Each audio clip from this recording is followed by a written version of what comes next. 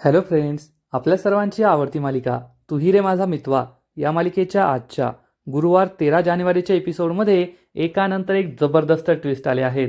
सगळ्यात महत्त्वाचं म्हणजे सुप्रियाला वल्लरी विरोधात सगळ्यात मोठा पुरावा सापडलाय. पत्रकार अशोक सातभाईच्या बायकोने त्यांच्या डायरीमध्ये, जुन्या डायरीमध्ये काही नंबर शोधून काढले आहेत. हे नंबर तेव्हाचेच आहेत जेव्हा सुप्रिया आणि अर्णवच्या बाबांचे फोटो सगळीकडे व्हायरल झाले होते. आणि या नंबरमध्ये नक्कीच वल्लरीचा सुद्धा नंबर असेल.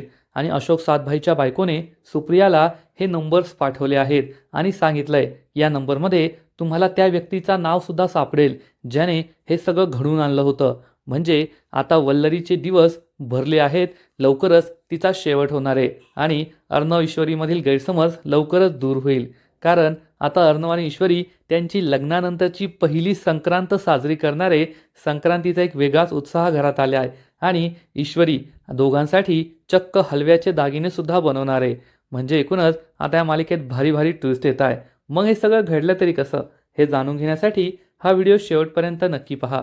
तर फ्रेंड्स, आजच्या एपिसोडच्या सुरुवातीलाच ईश्वरी तिच्या बेडरूममध्ये असते आणि अर्णवसाठी कपडे काढून ठेवते.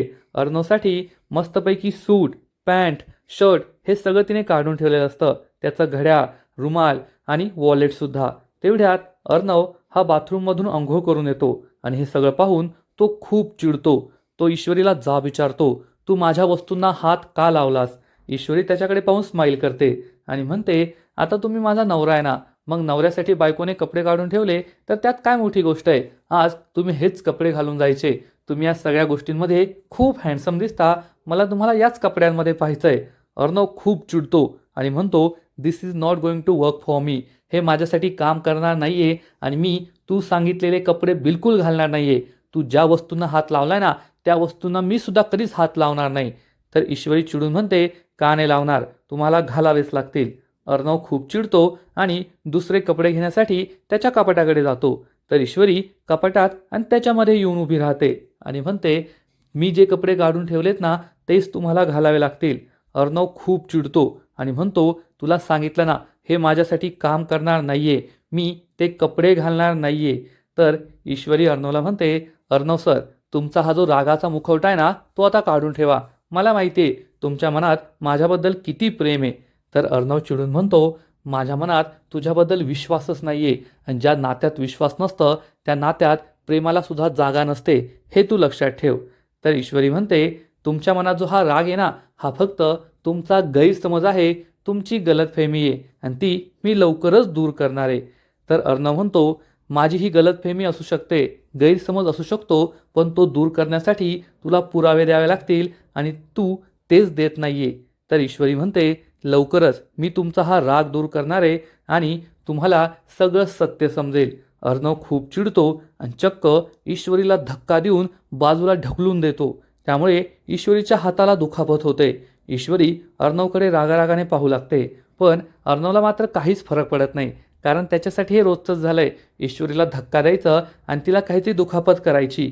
ईश्वरी त्याच्याकडे खूप रागारागाने पाहते, पण अर्णवचं मात्र हे रोजचंच झालंय, ईश्वरीला धक्के द्यायचे आणि दुखापत करायची आणि मला याचा काहीच फरक पडत नाही असंही तो दाखवतो. तर इकडे नम्रता आणि सुप्रिया या दोघींच्या क्लाउड किचनला एक मोठी ऑर्डर मिळालेली असते. एंगेजमेंट नंतर त्या लोकांना पेढे वाटायचे असतात आणि हे पेढे तयार करून झालेले असतात. सुप्रिया नम्रताला विचारते, डिलिव्हरी पार्टनरशी तुझं बोलणं झालंय ना, तो येतोय ना?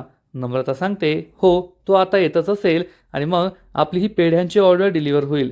आणि त्याच वेळेस सुप्रियाला अशोक सातभाईच्या बायकोचा कॉल येतो. सुप्रिया विचार करते, यांनी फोन केलाय, यांना काही पुरावा भेटला असेल का? आणि ती नम्रतापासून दूर जाऊन फोनवर बोलू लागते, कारण नम्रताला काहीही माहीत नसतं. सुप्रिया विचारते, हा बोला ना, तुम्हाला काही कळलंय का? तर अशोक सातभाईची बायको सांगते, हो, मला एक महत्त्वाची माहिती सापडली आहे. यांच्या एका जुन्या डायरीमध्ये मला काही फोन नंबर्स मिळाले आहेत. हे नंबर्स त्या काळातील आहेत जेव्हा ही बातमी सगळीकडे प्रसिद्ध झाली होती आणि नक्कीच या नंबरचा त्या बातमीशी, त्या लोकांशी काही ना काहीतरी संबंध असेल. सुप्रिया विचारते, तुम्ही मला हे नंबर पाठवू शकता का? ही बाई सांगते, हो हो, मी तुम्हाला आत्ता मेसेज करते आणि काळजी करू नका, मला या केसबद्दल अजून काही समजलं ना तर ते सुद्धा मी तुम्हाला सांगेल. सुप्रिया थँक्यू म्हणते आणि ही बाई लगेचच सुप्रियाच्या मोबाईलवर हे सगळे नंबर मेसेज करते. नम्रता हे सगळं पाहत असते की सुप्रिया ही कोणाशी फोनवर बोलतीये आणि एवढी टेन्शनमध्ये का आहे, आणि ती सुप्रियाजवळ येऊ लागते. सुप्रिया हे सगळे नंबर पाहते आणि म्हणते, नक्कीच या नंबरवरूनच मला कळेल की या सगळ्या प्रकरणाचा सूत्रधार कुणी होता, कुणी हे सगळं केलं. नम्रता हे ऐकते आणि विचारते, आई हे काय बोलतेस तू, कोण सूत्रधार, आणि तुला एवढं टेन्शन काय आलंय? आता नम्रताला काय उत्तर द्यावं हाच प्रश्न सुप्रियाला पडतो. तर इकडे अर्णव आणि ईश्वरी या दोघांचं भांडण सुरूच असतं. ईश्वरी अर्णववर चिडून म्हणते, अर्णव सर, आता आपण कपड्यांवरून सुद्धा भांडणार आहोत का, की कुणी काय कपडे घालायचे? तुम्ही असं का वागताय? जर तुमच्या बायकोने तुम्हाला सांगितलंय की हे कपडे घाला तर घाला ना, काय फरक पडतो तुम्हाला? अर्णव खूप चिडतो. ईश्वरीची बडबड सुरूच असते. ईश्वरी अर्णवला म्हणते, मी तुम्हाला सांगते, मी जसं म्हणेल तसंच तुम्हाला वागावं लागेल. मी जे कपडे काढून दिले ना तेच तुम्हाला घालावे लागतील आणि तुम्हाला माझं ऐकावंच लागेल. अर्णव ईश्वरीवर खूप चिडतो, तिच्या जवळ जातो आणि म्हणतो, तुला या नात्यामध्ये त्रास सहन करावा लागणार आहे, मी तुला खूप त्रास देणार आहे, हे लक्षात ठेव. असं म्हणून अर्णव ईश्वरीच्या एकदम जवळ आलेला असतो. दोघेही एकमेकांच्या डोळ्यात पाहत असतात. अर्णव ईश्वरीपासून दूर जाऊ लागतो तर ईश्वरी त्याचा हात पकडते आणि त्याला आणखीनच जवळ ओढते आणि म्हणते, तुम्ही मला जो त्रास देणार आहात ना तो मी सहन करायला तयार आहे, आणि फक्त आज नाही तर आयुष्याच्या शेवटच्या श्वासापर्यंत तुम्ही दिलेला त्रास मी सहन करायला तयार आहे.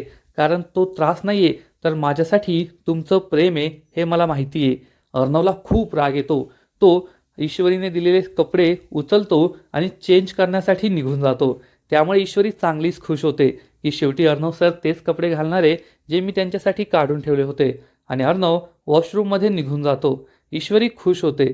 तर इकडे नम्रता सुप्रियाला तोच प्रश्न विचारत असते, आई सांग ना, कसला सूत्रधार, आणि तू एवढी टेन्शनमध्ये का आहेस? तू माझ्यापासून काही लपवते का? काय झालं मला सांग ना. नम्रताला काय उत्तर द्यायचं हाच प्रश्न सुप्रियाला पडतो. पण त्याच वेळेस नम्रताचा मोबाईल वाजतो आणि नम्रता ही फोन उचलते. सुप्रियाचा जीव भांड्यात पडतो. बरं झालं, नाहीतर नम्रताला काय उत्तर द्यायचं हाच प्रश्न मला पडला होता. नम्रता फोन उचलते तर डिलिव्हरी पार्टनर तिला सांगतो, मॅडम माझी गाडी पंक्चर झाली आहे, त्यामुळे मी नाही येऊ शकत, तुम्ही तुमची डिलिव्हरी स्वतःच करा. हे ऐकून नम्रताला मोठा धक्काच बसतो. नम्रता चिडून म्हणते, हे तुम्ही काय बोलताय? आता ऐनवेळी मी डिलिव्हरी कशी करणार? पण हा डिलिव्हरी पार्टनर चक्क फोन कट करतो. तेव्हा नम्रता म्हणते, आई मला काहीच कळत नाहीये, डिलिव्हरी पार्टनर नाही येणारे, मग ऑर्डर कशी डिलिव्हर करायची? मी आकाश सरांना बोलवून घेते. सुप्रिया तिला म्हणते, नाही नाही नमू, काही गरज नाही आहे आकाश सरांना कॉल करायची. एवढ्या छोट्या मोठ्या गोष्टींसाठी त्यांना पुन्हा पुन्हा कॉल करणं चुकीचं आहे, मला हे काही पटत नाहीये. तर नम्रता विचारते, आई काय झालंय? तुला आकाश सरांचा राग आलाय का? काही बिनसलंय का? ती आपली फॅमिलीच आहे ना, पण तू मला त्यांना कॉलही करू देत नाही, त्यांची मदतसुद्धा घेऊ देत नाही. तुला त्यांच्या बोलण्याचं काही वाईट वाटलंय का? सांग मला. आणि त्याच वेळेस आकाश तेथे येतो आणि विचारतो, काय झालंय? आकाशला पाहून या दोघी खूप घाबरतात. आकाशने आपलं बोलणं ऐकलंच आहे ना असं त्यांना वाटतं. आणि नम्रता म्हणते, आकाश सर तुम्ही. तर इकडे ईश्वरी ही तिच्या रूममध्ये असते. अर्णव हा आवरायला गेलेला असतो. तो रेडी होऊन बाहेर येतो तर ईश्वरी त्याला पाहून खूप खुश होते. आणि अर्णवने ईश्वरीने काढून ठेवलेले कपडेच घातलेले असतात. त्याचबरोबर त्याने फर्स्ट एड बॉक्ससुद्धा आणलेला असतो. ईश्वरीच्या हाताला दुखापत झाली आहे म्हणून तर ईश्वरीच्या हातात हा फर्स्ट एड बॉक्स देतो, पण तिच्याशी काही न बोलता तेथून बाहेर पडतो. ईश्वरी हा फर्स्ट एड बॉक्स पाहून खूप खुश होते आणि म्हणते, सर हा फर्स्ट एड बॉक्स नाही आहे तर तुमच्या प्रेमाची कबुली आहे. तुम्ही माझ्यावर खूप चिडलाय, माझा रागराग करताय, तरीसुद्धा तुम्हाला माझी किती काळजी आहे हे यावरून दिसून येतं. आणि लवकरच मी तुमच्या मनातला सगळा राग गायब करेल, तुमचा विश्वास पुन्हा एकदा जिंकेल, तुम्ही पाहतच राहा.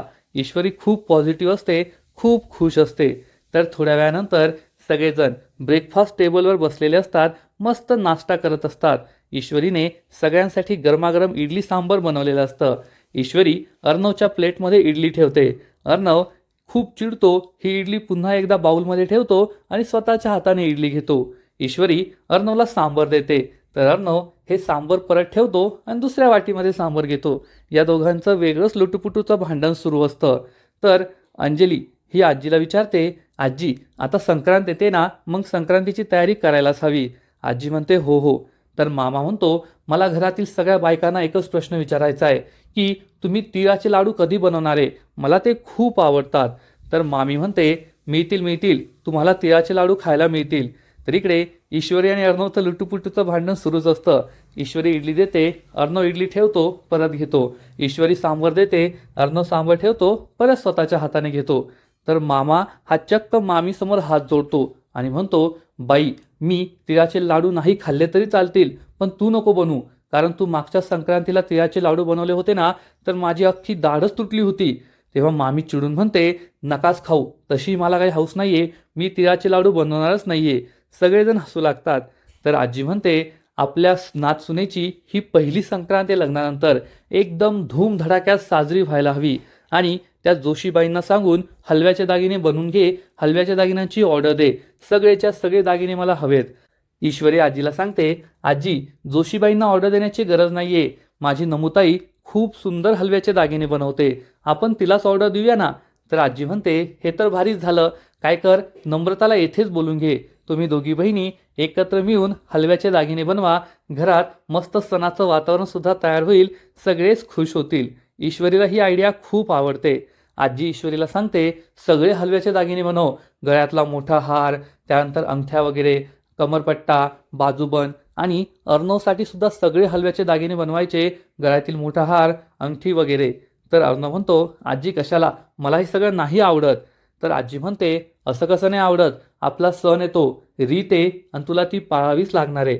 अंजली अर्णवला समजून सांगते, अर्णव, आम्ही कोठे म्हणतोय की दिवसभर ते दागिने घालून बस, फक्त 10-15 मिनिटांसाठी आपली रीत सुद्धा होईल आणि सगळ्यांना बरं सुद्धा वाटेल.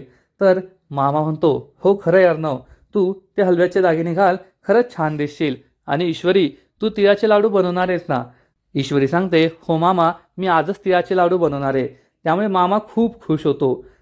आजी म्हणते, स्वतःच्या शुगरकडे लक्ष दे, एवढं गोड खाल्ल्यावर तुला किती त्रास होईल.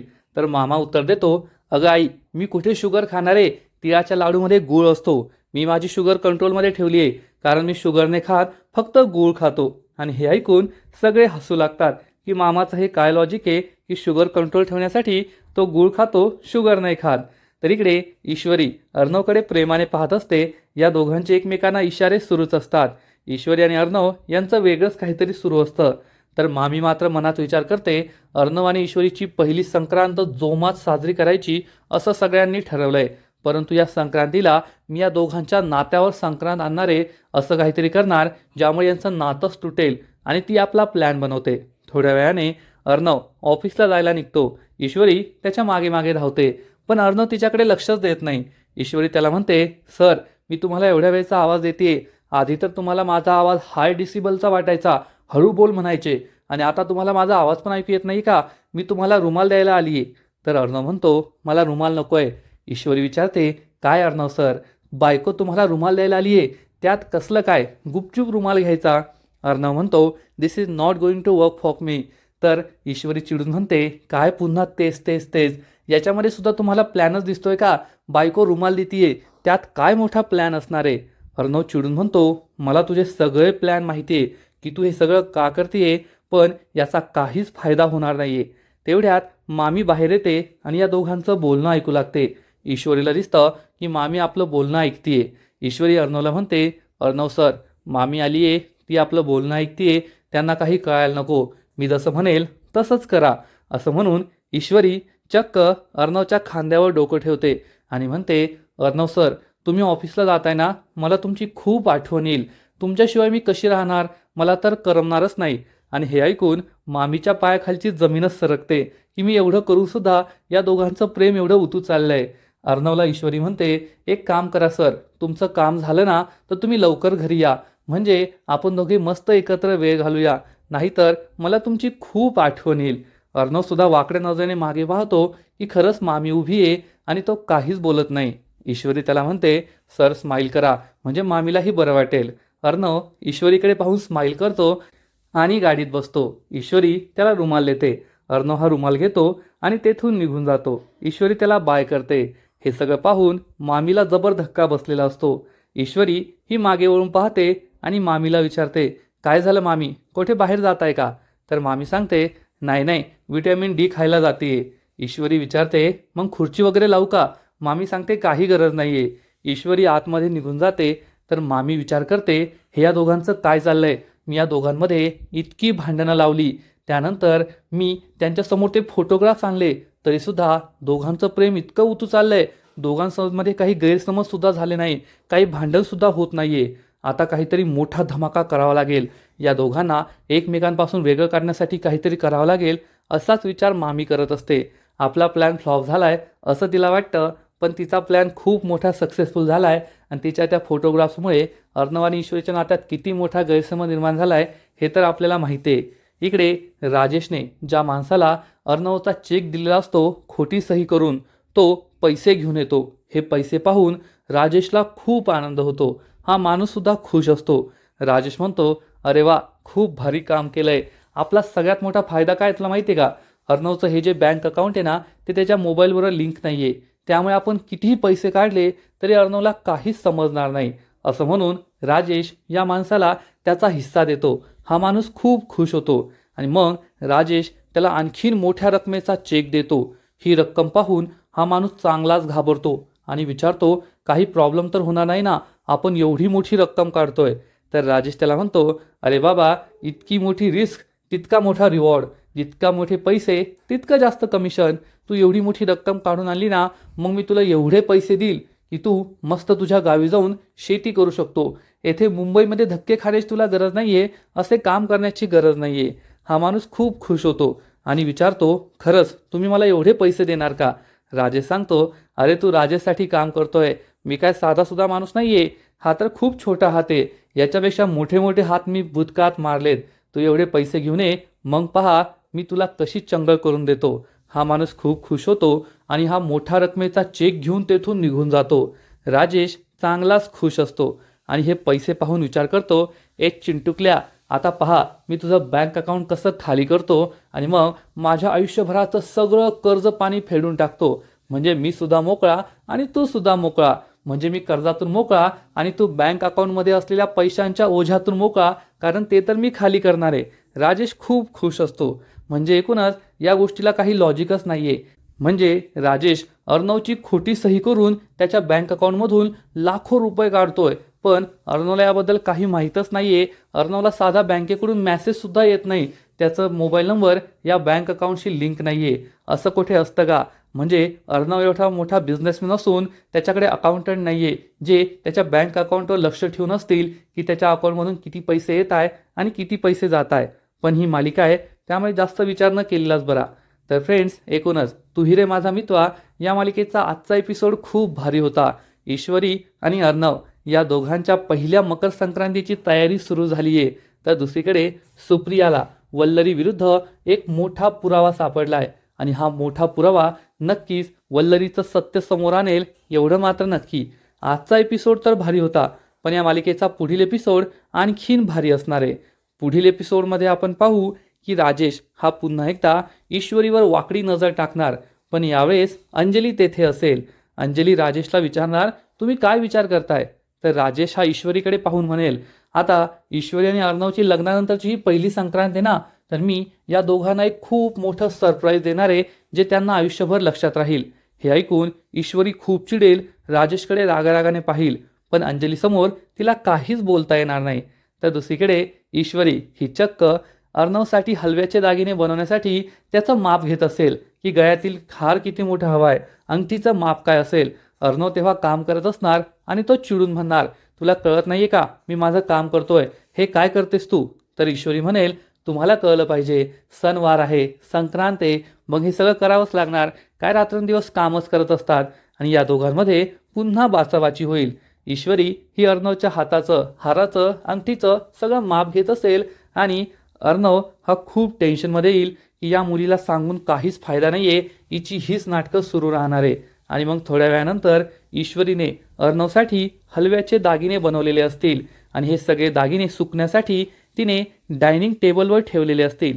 पण अर्णव आणि ईश्वरी या दोघांचं प्रेम, या दोघांचा आनंद मामीला काही सहन होणार नाही आणि मामी चक्क एक पावडर घेऊन येईल आणि ही पावडर या हलव्याच्या दागिन्यांवर टाकणार आणि विचार करणार, ईश्वरी तू खूप प्रेमाने अर्णवसाठी हे दागिने बनवलेत ना, आता पहा अर्णव या दागिन्यांसाठी तुला काय गिफ्ट देतो. तो तुला अशी शिक्षा देईल ना की तू आयुष्यभर लक्षात ठेवशील.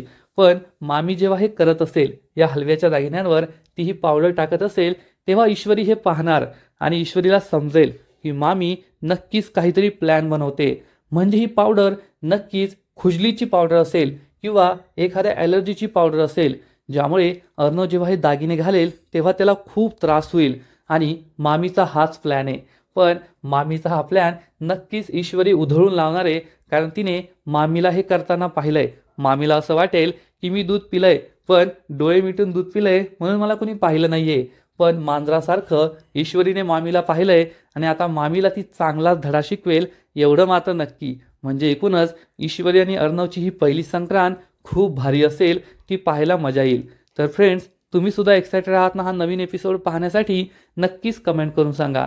आणि तू ही रे माझा मितवा या मालिकेचे असेच नवीन नवीन अपडेट्स सर्वात आधी जाणून घेण्यासाठी व्हिडिओला लाईक करा, शेअर करा, चॅनलला सबस्क्राईब करून बेल आयकॉनवर क्लिक करा. म्हणजे या मालिकेचे नवीन नवीन एपिसोड तुम्हाला सर्वात आधी पाहायला मिळतील. खूप खूप खूप धन्यवाद.